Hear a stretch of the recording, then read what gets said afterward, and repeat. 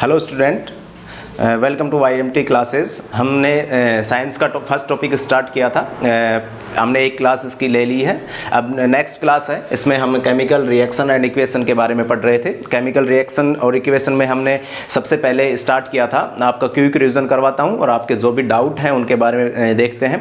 देखिए, सबसे पहले हमने पढ़ा था फिजिकल चेंज के बारे में और फिर हमने देखा था केमिकल चेंज के बारे में। देखिए, फिजिकल चेंज क्या होता है, इसमें इसकी आइडेंटिटी क्या होती है, हमेशा क्या होती है, सेम रहती है। आइडेंटिटी हमेशा सेम होती है और उसमें केवल अवस्था और आकार में, मतलब इसकी स्टेट और साइज में केवल परिवर्तन होता है और ये एक प्रकार का क्या होता है, अस्थायी प्रोडक्ट होता है। नेक्स्ट हमने पढ़ा था केमिकल चेंज के बारे में। देखिए, केमिकल चेंज जो होता है उसमें क्या होती है, इसकी आइडेंटिटी क्या हो जाती है, बदल जाती है और इसमें एक नया प्रोडक्ट मिलकर तैयार होता है। वो क्या होता है, एक स्थायी प्रोडक्ट होता है। इसमें नए पुराने बॉन्ड बनते हैं या फिर टूटते हैं और नया प्रोडक्ट मिलकर तैयार होता है। केमिकल चेंज के हमने एग्जाम्पल देखे थे कल, फिजिकल चेंज के एग्जाम्पल देखे थे। फिजिकल चेंज के एग्जाम्पल में जैसे पानी से बर्फ़ का बनना, पानी से भाप का बनना, ये सारे एग्जाम्पल हमने देखे थे। लकड़ी के टुकड़े को तोड़ना, कांच के टुकड़े को तोड़ना, ये किसी के एग्जाम्पल हो जाएंगे, फिजिकल चेंज के एग्जाम्पल हो जाएंगे। फिजिकल चेंज में क्या होता है, मतलब एक नया प्रोडक्ट नहीं बनना चाहिए। मतलब आप जो भी प्रोडक्ट बन रहा है आप दोबारा से उस प्रोडक्ट को बना सकते हैं। वो एक प्रकार से क्या होता है, अस्थायी प्रोडक्ट होता है। वो किस में आता है, फिजिकल चेंज के अंदर का आता है। नेक्स्ट हमने देखा था केमिकल चेंज के एग्जाम्पल, जैसे आयरन रस्टिंग हुआ, मिल्क से कर्ड का बनना और भी उसके कई एग्जाम्पल हमने देखे थे। और पूरे इस टॉपिक में हमने केमिकल चेंज के बारे में ही पढ़ना है। केमिकल चेंज के बारे में कई एग्जाम्पल आए हैं, कल हमने कई एग्जाम्पल देखे थे। नेक्स्ट हमने डिस्कस किया था केमिकल रिएक्शन के बारे में। देखिए, केमिकल रिएक्शन के बारे में बताया था हमने किस प्रकार से केमिकल रिएक्शन होती है। एक रिएक्टेंट होता है, उससे क्या होता है, प्रोडक्ट का निर्माण होता है। एक नया दो या दो से अधिक सब्सटेंस मिलकर एक नए सब्सटेंस का निर्माण करते हैं। फिर उसके हमने एग्जाम्पल के बारे में देखा था, तो आप उनको देख लीजिएगा। नेक्स्ट आपका एक डाउट था, मैंने कमेंट सेक्शन में देखा था। अगर आपके कोई भी डाउट हो तो आप कमेंट सेक्शन में आप लिख सकते हैं। आपका डाउट नेक्स्ट क्लास में डिस्कस कर दिया जाएगा या फिर अगर आपको कमेंट सेक्शन में उसका आंसर मिल जाएगा। तो कल एक डाउट था बच्चे का कि जो कर्ड होता है वो किस स्टेट में पाया जाता है। देखिए, कर्ड जो होता है ना तो लिक्विड स्टेट में होता है, ना ही सॉलिड स्टेट में होता है। ना ही तो पूर्ण तरह से सॉलिड होता है और ना ही वो पूरी तरह से लिक्विड होता है। वो क्या होता है, एक सेमी सॉलिड होता है। तो उसको सेमी सॉलिड क्यों कहेंगे, देखिए उसको आप सेमी लिक्विड क्यों नहीं कह सकते। देखिए, सेमी सॉलिड कहने का मतलब उसका तात्पर्य ये हो जाएगा क्योंकि वो अधिकतर फॉर्म क्या होती है, उसकी सॉलिड होती है, तो उसको क्या कहेंगे, हम सेमी सॉलिड कहेंगे। तो आई होप आपका ये डाउट क्लियर हो गया होगा। अब हम नेक्स्ट स्टार्ट करते हैं। हमने केमिकल रिएक्शन के बारे में पढ़ लिया था, अब केमिकल इक्वेशन के बारे में पढ़ेंगे। देखिए, केमिकल इक्वेशन की डेफिनेशन के बारे में देखिए। एक chemical equation is the symbolic representation of the chemical reaction in the form of symbol and formulas. मतलब जो भी केमिकल रिएक्शन हम लिखेंगे उसको अब एक फॉर्मूला के रूप में लिखेंगे। इन whenever जिसमें the reactant are given on the left hand side and product on the right hand side। देखिए, इसमें क्या होता है, हम जो भी रिएक्टेंट लिखेंगे वो किस साइड में आएगा, लेफ्ट हैंड साइड में, और जो भी प्रोडक्ट लिखेंगे वो किस साइड में आएगा, राइट हैंड साइड में। देखिए, जैसे इसका एग्जांपल देख लीजिए। इसका एग्जांपल है मैग्नीशियम की ऑक्सीजन के साथ अगर हम क्रिया करवाते हैं तो उसमें क्या प्राप्त होता है, मैग्नीशियम ऑक्साइड प्राप्त होता है। तो अब केमिकल इक्वेशन में क्या करना है हमें, केमिकल रिएक्शन में इसको हम एक सिंबॉलिक के रूप में, सिंबल के रूप में रिप्रेजेंट करेंगे। आप बार बार इतना बड़ा लिखेंगे तो आपको समझने में या बहुत ज़्यादा परेशान होगी और आपका टाइम भी ज़्यादा वेस्ट होगा। जैसे मैग्नीशियम हुआ, मैग्नीशियम को हम किस फॉर्म में लिखते हैं, Mg के रूप में, और ऑक्सीजन को किस फॉर्म में लिखते हैं, O2 के फॉर्म में, और इसको क्या प्राप्त हो गया, Mg। ये इसका हमें इस प्रकार से रिप्रेजेंट करना है। केमिकल जो इक्वेशन होती है उसको इस प्रकार से रिप्रेजेंट करता है। आप पूरा नाम नहीं लिखेंगे क्योंकि पूरा नाम लिखने में ज़्यादा तो टाइम वेस्ट होता है और आपको समझने में भी प्रॉब्लम होगी। तो इसको इस प्रकार से लिखेंगे Mg + O2 और MgO। आप इसके और भी एग्जाम्पल लिख सकते हैं, जैसे हाइड्रोजन गैस और ऑक्सीजन गैस, इससे क्या बन गया, H2O। ठीक है, तो इससे H2O प्राप्त हो गया। ये क्या हो गया, इसका ये इसके रिएक्टेंट हो गया और ये इसका क्या है, प्रोडक्ट। ठीक है। तो ये इसका जो भी हम लेफ्ट हैंड साइड में लिखेंगे वो क्या हो गया, रिएक्टेंट हो गया, और left hand side right hand side में जो लिखेंगे वो क्या हो जाता है, प्रोडक्ट हो जाता है। तो इस प्रकार से हमें इनको रिप्रेजेंट करना है। और इनके देखिए अभी हमारी ये जो इक्वेशन हमने लिखी है ये क्या हमारे इनको हमने वैसे ही लिखा है। अभी इसके बारे में बैलेंसिंग रिएक्शन में पढ़ेंगे किस प्रकार से बैलेंस किया है, कहाँ क्या लिखना है। और ये अगर आप यहाँ पे बैलेंस करना चाहें तो यहाँ पे हाफ O2 लिख सकते हैं और यहाँ पे भी हाफ O2 लिख सकते हैं। तो ये एक प्रकार से क्या होगी, बैलेंस रिएक्शन हो गई। ठीक है, बैलेंस रिएक्शन के बारे में अभी मत देखिए, अब आगे जो टॉपिक आएगा वो बैलेंसिंग रिएक्शन के बारे में हम अच्छे से पढ़ना है।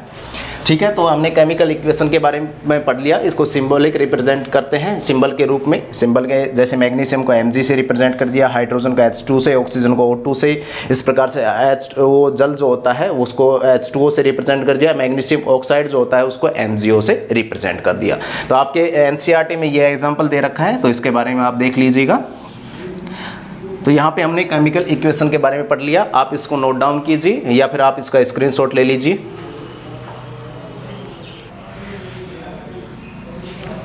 हाँ जी, तो हमने केमिकल इक्वेशन के बारे में पढ़ लिया है। अब हम उसमें कैसे लिखते हैं केमिकल इक्वेशन को, उसके बारे में हमने देख लिया है। नेक्स्ट अब हम स्टार्ट करेंगे बैलेंसिंग केमिकल इक्वेशन। देखिए बैलेंस केमिकल इक्वेशन हमें बैलेंस करने की ज़रूरत क्यों पड़ी। सबसे पहले तो ये आपका सवाल होना चाहिए कि हमें बैलेंस करने की ज़रूरत क्यों पड़ी। क्योंकि क्या होता है कि जो भी रिएक्शन होती है उसमें जो भी मास दिया हुआ होता है रिएक्टेंट साइड का, सेम मास क्या होना चाहिए, प्रोडक्ट साइड में होना चाहिए। मतलब उसमें ना तो मास क्या होता है, ना तो डिस्ट्रॉय होता है और ना ही वो क्रिएट होता है। देखिए इसके क्या जरूरत पड़ी, mass can neither be created or not destroyed in the chemical reaction. देखिए केमिकल रिएक्शन में ना तो मास क्या होता है, डिस्ट्रॉयड होता है और ना ही क्रिएट होता है। मतलब मास जो रिएक्टेंट साइड में होता है उतना ही मास क्या होना चाहिए, प्रोडक्ट साइड में होना चाहिए। तो आपका ये क्वेश्चन दे रखा है आपकी एक्सरसाइज में NCERT में, तो आप उसका आंसर आपको मिल गया होगा कि मास ना तो क्रिएट होता है और ना ही डिस्ट्रॉयड होता है केमिकल रिएक्शन में। अब देखिए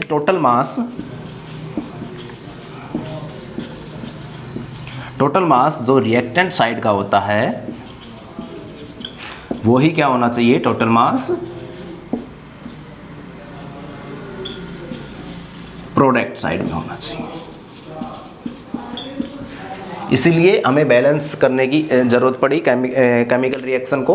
क्यों, टोटल मास जो रिएक्टेंट साइड में होना चाहिए उतना ही मास क्या होना चाहिए, प्रोडक्ट साइड में होना चाहिए।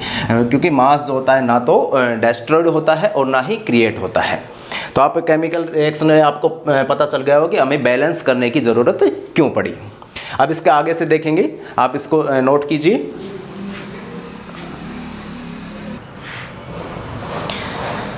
तो हमने बैलेंसिंग केमिकल इक्वेशन के बारे में स्टार्ट किया है। बैलेंस की ज़रूरत क्यों पड़ी, क्योंकि जो टोटल मास रिएक्टेंट का होता है वही टोटल मास क्या होना चाहिए, रिएक्टेंट प्रोडक्ट का होना चाहिए।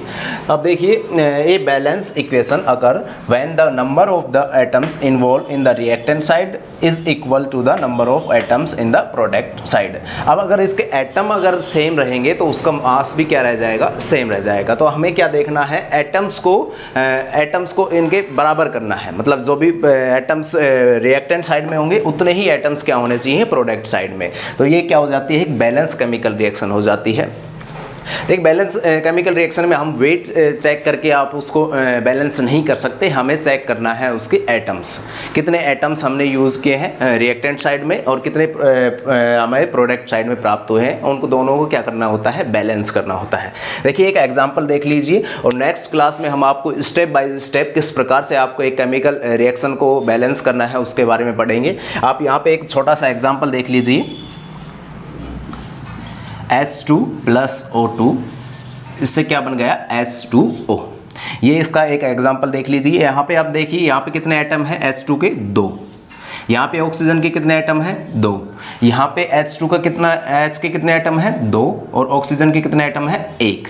तो आप देखिए यहाँ पे 2 है H2, ये H के हाइड्रोजन सेम है, ऑक्सीजन के 2 है यहाँ पे, और यहाँ पे ऑक्सीजन का 1 है। तो यहाँ पे ऑक्सीजन क्या है, इम्बैलेंस है यहाँ पे। तो हमें इनको क्या करना है, बैलेंस करना है। किस प्रकार से बैलेंस करेंगे, आप देखिए इसको 1/2 से गुणा कर दी तो आप यहाँ पे क्या हो जाएगा, एक बैलेंस प्राप्त हो जाएगा। यहाँ पे इसको 1/2 से इसको रिप्रेजेंट कर दीजिएगा। तो अब ये क्या हो गई, यहाँ पे ये बैलेंस रिएक्शन हो गई, यहाँ पे केवल एक प्रोडक्ट है, यहाँ पे भी ऑक्सीजन का केवल एक है, और यहाँ पे हाइड्रोजन के दो बैलेंस ही थे, यहाँ पे भी दो। तो ये क्या हो गई, एक बैलेंस इक्वेशन प्राप्त हो गई। किस प्रकार से करना है आपको स्टेप बाय स्टेप हम नेक्स्ट क्लास में देखेंगे। यहाँ पे आप केवल एक एग्जाम्पल के रूप में आपको ये केमिकल इक्वेशन के बारे में बताया है, बस आप एक एग्जाम्पल के रूप में देख लीजिए। नेक्स्ट देखिए H2 + Cl2, इससे क्या बन गया HCl। अब यहाँ पे देखिए हाइड्रोजन के कितने एटम हैं, 2 हैं। हाइड्रोजन के कितने एटम हैं, 2 हैं। क्लोरीन के सॉरी 1 है, हाइड्रोजन का 1 एटम है। क्लोरीन के कितने एटम हैं, 2 हैं। क्लोरीन के कितना एटम है, 1 है। तो यहाँ पे देखिए यहाँ से 2 हाइड्रोजन के 1 यहाँ पे, ये भी इनबैलेंस है, ये बैलेंस नहीं है हाइड्रोजन भी, और क्लोरीन भी क्या यहाँ पे बैलेंस नहीं है। अगर हम इसको 2 से मल्टीप्लाई कर देंगे तो हमें क्या प्राप्त हो जाएगा, एक बैलेंस इक्वेशन प्राप्त हो गई। और यहाँ पे हम क्या लिख देंगे, 2 लिख देंगे। तो ये हमें यहाँ पे भी ऑक्सीजन के कितने हाइड्रोजन के कितने प्राप्त हो गए, 2। क्लोरीन के कितने प्राप्त हो गए, 2। तो ये क्या होगी, एक बैलेंस इक्वेशन हो गई। बैलेंस इक्वेशन के बारे में स्टेप बाय स्टेप हम नेक्स्ट क्लास में देखेंगे। यहाँ पे हम बैलेंस इक्वेशन के बारे में पढ़ लिया है, इनके डेफिनेशन हमें क्यों ज़रूरत पड़ी इसके बारे में हमने देख लिया। एक आपके एक्सरसाइज में एनसीईआरटी के में एक क्वेश्चन है, उसको आप देख लीजिएगा, हमें क्यों ज़रूरत पड़ी उसके आपका जवाब मिल गया होगा। इसमें हमें जो एटम होते हैं दोनों साइड में एटम समान करने हैं। क्यों करने हैं, क्योंकि हमें जो भी इक्वेशन होती है, जो मास होता है, ना तो हम उसको क्रिएट कर सकते हैं ना इसको डिस्ट्रॉय करते हैं। जितना आपको रिएक्टेंट साइड में मास है उतना ही क्या होना चाहिए, प्रोडक्ट साइड में मास होना चाहिए। उसके लिए हमें क्या करना पड़ेगा, एटम जो होते हैं उनको बैलेंस करना पड़ेगा। ठीक है, तो हम आज की क्लास यहीं पे समाप्त करते हैं। तो आप इसको लाइक कीजिएगा, इसको शेयर कीजिएगा, जिसको ताकि ज़्यादा से ज़्यादा लोगों के पास ये पहुंच सके, और आप हमारे चैनल को सब्सक्राइब ज़रूर कीजिएगा। ठीक है, तो अब नेक्स्ट क्लास में हम बैलेंसिंग इक्वेशन के बारे में स्टेप बाय स्टेप देखेंगे। Thank you guys.